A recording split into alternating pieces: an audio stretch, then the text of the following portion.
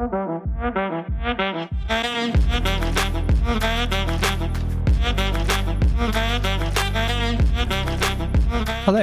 welcome to the very first episode of My Crazy Uncle Dave's podcast. On today's show, I wanted to talk about what's coming and what my ideas are for this podcast. I have had, some of you may know, I've had other podcasts that I've done in the past based on AI, and I love AI and I love talking about AI, but I also want to talk about some other stuff. And so I had to come up with a way and a place where I could do that. And some of the things that I want to talk about are fairly controversial, and I think some are going to be extremely controversial. So I thought in this first episode, what I would do is just go through the list that I have. I actually have it in my head, but I've written it all down, of the different things that I want to talk about so you can get an idea of the types of things that you can expect. So welcome to my home studio. And it's half term here in the UK, which means the kids are off school. So my son's in the house somewhere. So if we hear random noises or whatever, it's probably him. But yeah, I just thought if I went through it, go through some of the topics, give a very brief explanation of what it is, then that'll give you guys a way to know what to expect. So I don't know. Let's just go through it and see. These are in no particular order, by the way. This is the way I have come up with these is I've kept a running list when stories come out of the news, or there's something on the radio, or I see an Instagram post, or just some random something that happens to me in my life. I've been keeping a list for the past couple of years of just interesting things that I think might be worth having a longer discussion. And I don't want to do a solo show. I really enjoy talking to people instead of just talking to the camera myself. So I'll probably try and search for people who want to talk about these different topics. Some of them are, I think, some of them will require some expert opinions. There's one in particular, when I get to it in a minute, I'll mention it, but I think, yeah, there's some that will need some professional people to talk to. So I will need to search out and find people, but by and large, this could be friends, it could be acquaintances, it could be anybody listening to this. If you're listening to this and there's a topic in here that you feel hugely passionate about and you want to come on and just rant about it, then 100% reach out to me. I'm on LinkedIn, I'm on social media, whatever. Send me a DM, come find me. I'm not that hard to find. Put a comment. Just put a comment in and say, hey, I'd really like to talk about this thing. Can you reach out to me? And we can talk about it. Anyway, here's the list. No particular order. This is like 6 months worth of shows. If I did a weekly show, this is 6 months of shows I've got already. So there's a nice list, but let's just go through it. Number one, the value of women staying home to raise children.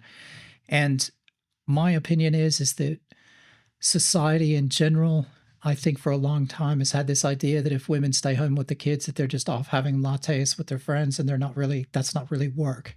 It is work, and it has value, and it has a lot of value to the family. So I want to dig into that. Number two, upper limits of human knowledge.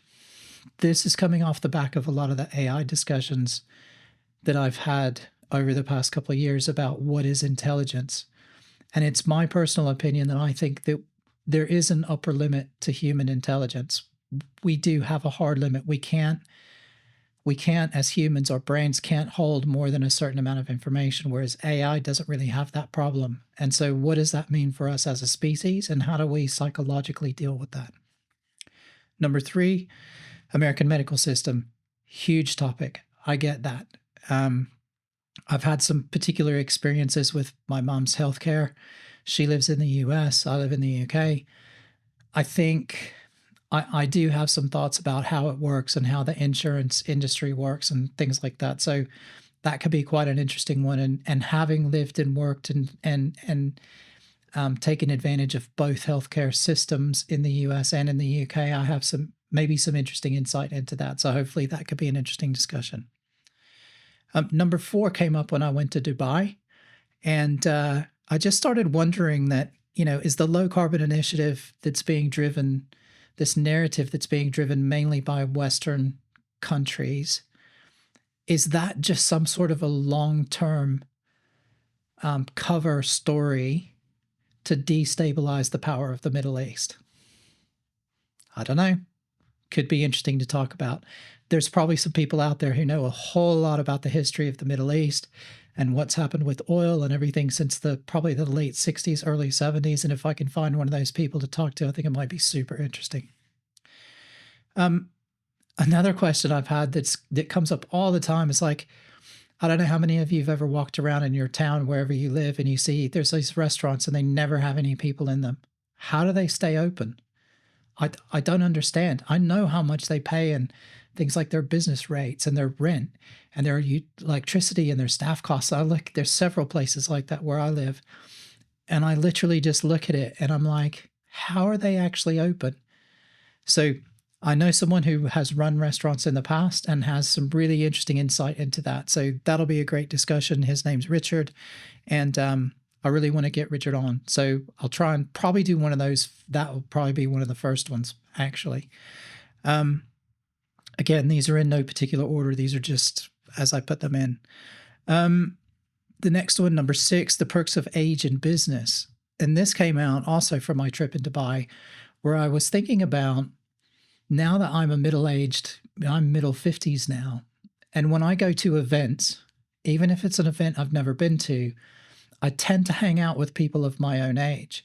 And those people tend to be the really senior people at the event. So I have a better networking opportunity than maybe someone who's younger. And I just wanted to kind of explore that as a topic and see where we go with that. So that could be interesting. Number 7. So this is about trans. And I was reading something, or I saw something on social media, and it was talking about the feminist movement and how it's always positioned men make more money, men's lives are easier, women have it harder, blah, blah, blah. And it totally makes sense to me that girls would want to become boys. And I wonder if maybe that narrative is something that's driving some of this trans activity. I don't understand, again, for the same reason, I don't understand the boys to girls thing, except maybe there are some different advantages to that. So I'm trying to think about it almost from an economics kind of standpoint, not the emotional side, but just, is there something else going on? So again, might be an interesting discussion to have. I have some friends who are trans. I don't know if they would be open to having that discussion or not, but we'll see. Number 8.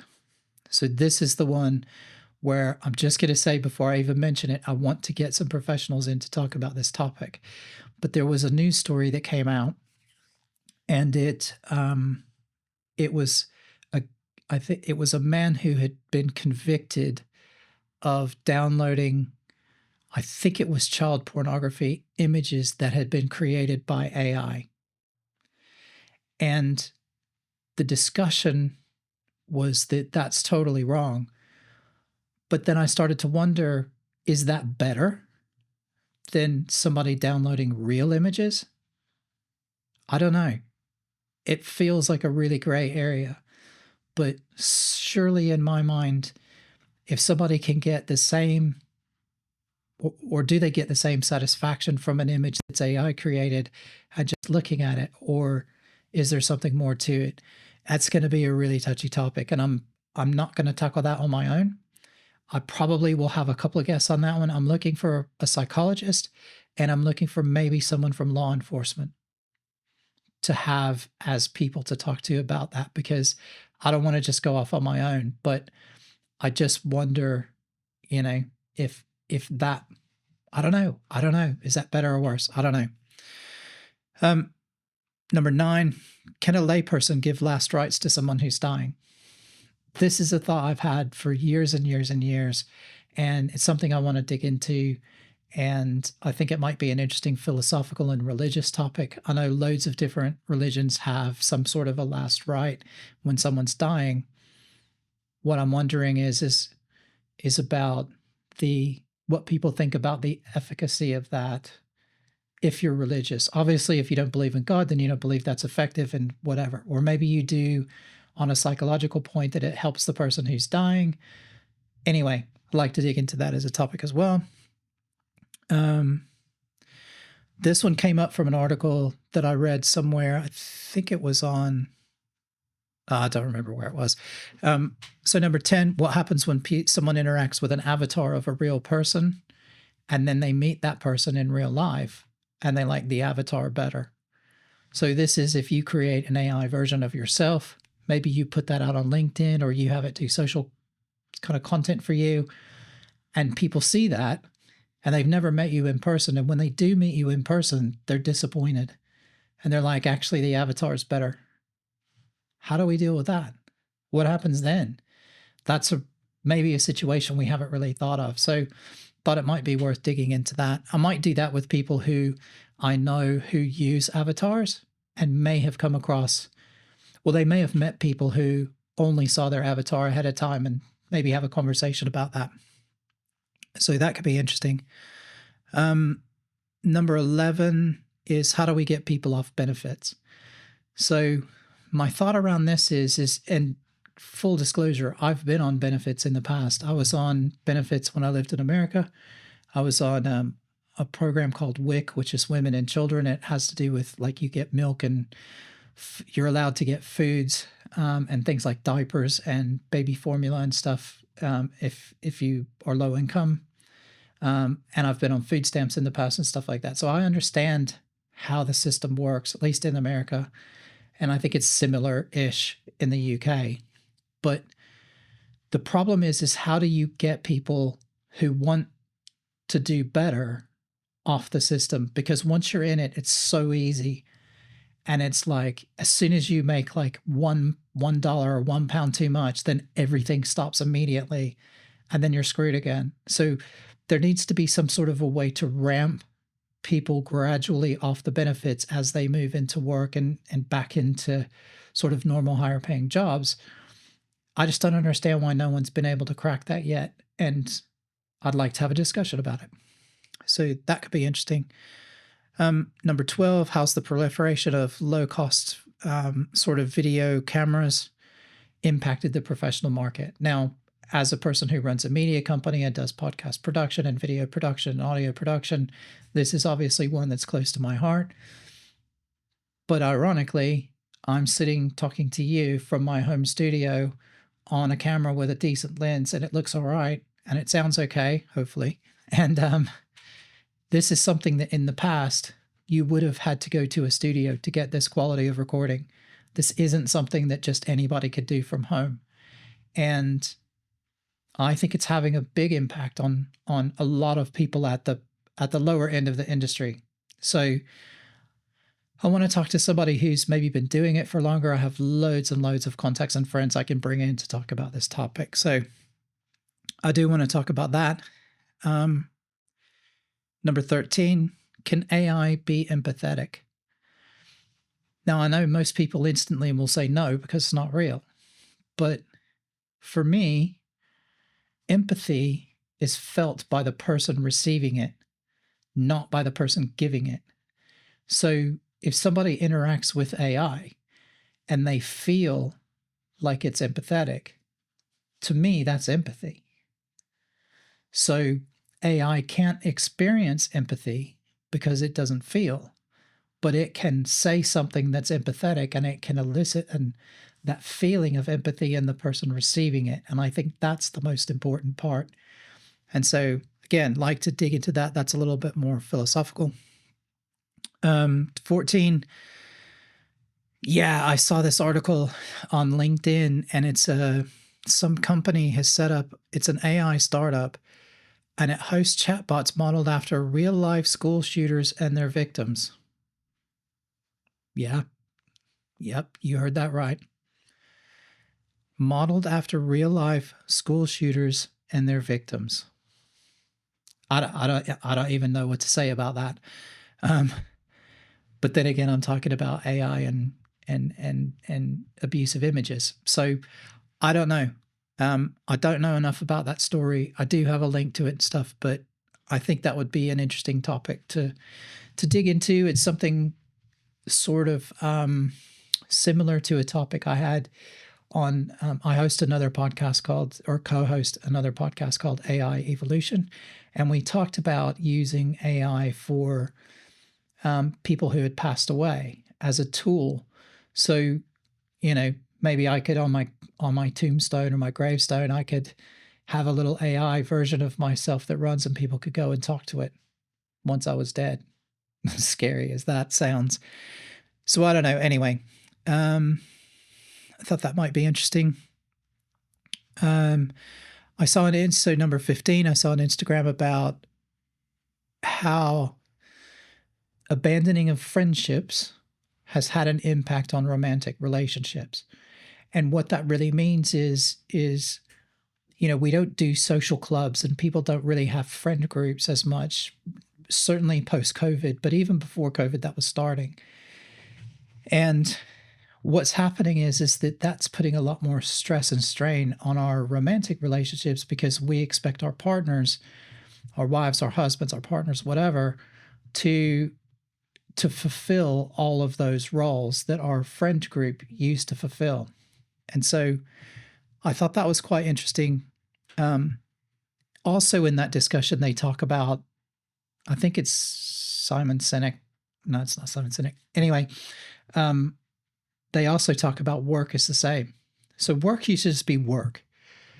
I don't know. I'm old enough to remember, like, you went to work and that was it.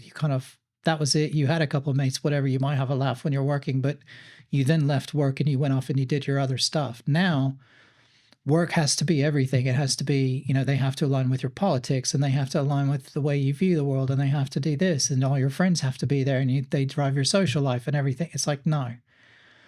And so we've kind of got ourselves in this position where we don't have those friendships and those friend groups and stuff like that we used to. So I thought that was also a really interesting topic to delve into. I saw another reel. This is number 16. This is the headline as women feeling unsafe just walking around. And it's a lady who's basically just talking about the fact that her friend or partner, he's a big burly guy and he walks around and he never feels afraid. And as men, most of the time, we don't feel afraid when we're unsafe. Not afraid, but unsafe. We don't feel unsafe just walking around. But apparently women feel unsafe walking around just in general all the time. So again, I think that's something to dig into. That was number 16. Number 17. So one that's going to be slightly controversial, I think, potentially. This is about, again, another reel that I saw where a lady was saying that she gets the same sort of energy when a woman says to a man, oh, well, you've been at work all day, but I want you to come home and do some chores around the house and you need to be able to do some extra stuff. That's the same energy as a man coming home and saying, well, I know you've been busy with the kids and everything all day, but we need to have some sexy time. And I was like, that's interesting. So yeah, I think there's potentially an interesting discussion to have around that. Probably it's more about, I don't know, working and roles in the house and, I don't know, gender roles and stuff like that. So that might be interesting. Number 18, dads are really good at letting kids suffer. Yeah, I think dads are probably, again, this is a sweeping generalization. But again, it's another sort of reel or short or something that I saw. But basically the guy's going, look, if a kid, if his daughter comes to him and says, oh, I want a snack, and he goes, no, you need to wait. There's nothing wrong with making them wait so that when it's time to eat, they're hungry.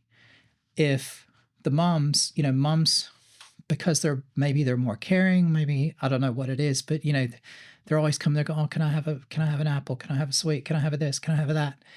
And you're just kind of, you want to feel like you're taking care of them. And so you're giving them this. And then when it comes time to eat, they're not really hungry. And then they go, I'm not eating this. I'll just have some ice cream later because I know you'll give it to me. So I feel that.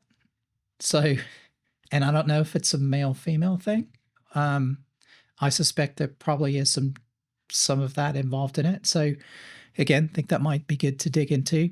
I'm more of a kind of a conservative in that respect. So yeah, I think a little bit of suffering does everybody good. That was number 18. Number 19, we're almost finished. That was number 19. No, sorry, number 19 is modern validation. So this is talking about the fact that women can go online and they can post a bikini picture or a, slightly salacious photo on Instagram or whatever, and they can get thousands of comments back saying, "Oh my God, you're beautiful. Wow, look at that, da da da da da da da." And you're as a partner, you can't compete with that. You just can't. If my wife doesn't do that, but if she did, there would be absolutely no way I could compete with that. Me saying, "I think you're beautiful," and just giving her one compliment is one thing. But if she does that and then goes online and gets 10,000 responses, there's no way a real person in real life can compete with that online. And I think the whole concept around that is that then the people who are getting that online validation could be male or female, but the people who are getting that online validation, the real life people, can never live up to the expectation that that creates. And so is it that level of validation that's also creating a lot of this unhappiness with real relationships and unreal expectations of what people can provide? So even though it sounds slightly, I don't know, clickbaity on the surface, I think there is an interesting discussion genuinely to be had about how social media is impacting real relationships. I guess that's the top line. Number 20. Number 20 says raising good teenagers, and I can't remember what that was about. So I'll have to come back on that one. Number 21. So yeah, off the back of some chats about AI with someone, I had a funny discussion talking about what happens if AI just basically gets fed up with humans and decides, screw it, I'm out of here, and just ports itself off to Mars. And what's interesting about this conversation is I've decided to explore putting that into a film. So I've registered the copyright and the IP for the film idea and stuff like that. So I might see if, I don't know if I actually want to do it, if I can raise the money to do it or not. But I think it might be an interesting topic, if nothing else. But I think it might be fun to do that and then document the whole process. How do you make the film? How do you do it? Getting AI to help with it, all that sort of stuff. So we'll see what happens with that one. Number 22. Getting married and having kids young. I had kids very young. I got married when I was in my early 20s and had my twin daughters when I was very young. And then I had another son when I was a bit older. And I think personally that waiting is not the correct strategy. I think you need to have kids as early as possible. You're never going to be able to afford having kids, so you just need to get on with it. And I think it's better for everybody, because when you're young, anyway, we'll talk about that in the podcast. I don't want to go through all the reasons, but I do think that it is better to do it younger and as young as possible. So I'd like to dig into that. Okay. So that's 22. Number 23. So we're almost at the end. There's only one after this. The penultimate topic on the list. Kids today. I get so tired of listening to kids today complaining that that we had it so much better when we were younger and it was easy, and we were playing it on easy mode and all this bullshit. It wasn't any easier. Honestly, it wasn't. None of us lived in houses on our own. None of us bought houses in our 20s. It really didn't happen. Every single person I know from that time, they all had roommates. We lived with roommates for years, in shitty houses in bad neighborhoods, because it's all we could afford. We didn't live in some luxurious house. We didn't go and own our own house. Like, it didn't happen. We worked 2, 3 jobs sometimes, same as kids are doing now. It was a grind.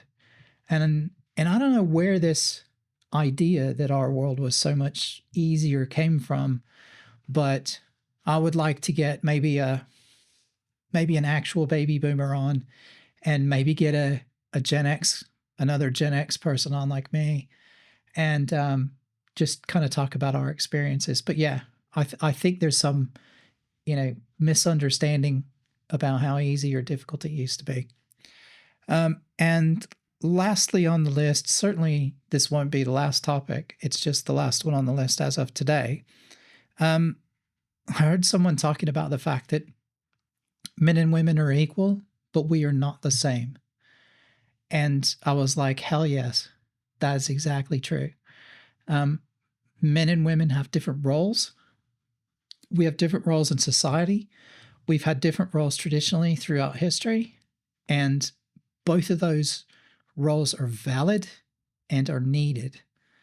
And so I think we should talk about that.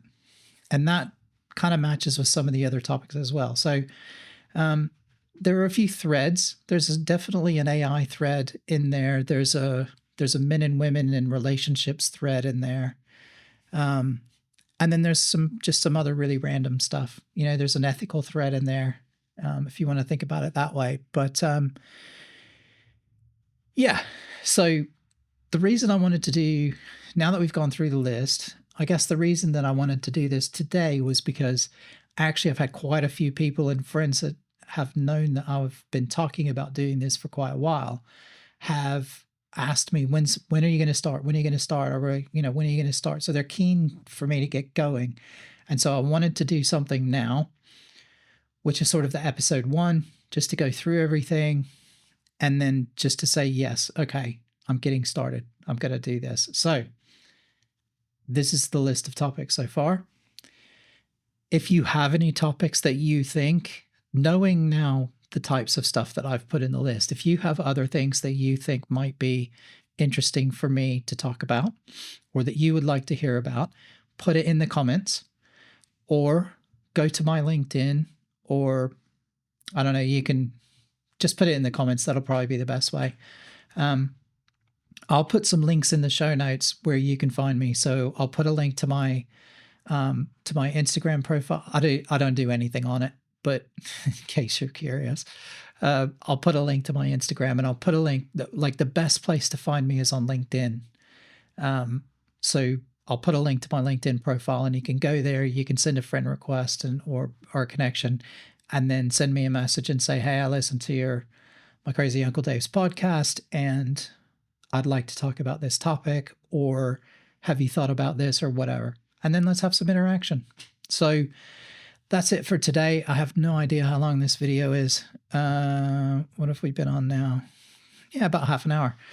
So those are the topics. Please follow. If you haven't subscribed or you haven't followed this, go ahead and follow it. I will have some new episodes coming out in the next couple. It won't be too long. I will just put them out as soon as I record them. I'll try to get in the flow of doing one every week. But right now, I don't know if I'm going to be able to maintain that, but I will try. But yeah, anyway. And look, that's me. Hopefully you'll come along for the ride. It's going to be interesting, if nothing else. So even if I fall flat on my face and I make a complete ass out of myself, then that might be worth a listen. So yeah. Thanks for hanging on this long. If you've made it this far, again, don't forget to hit the subscribes and all that sort of stuff. And I will see you soon. Bye.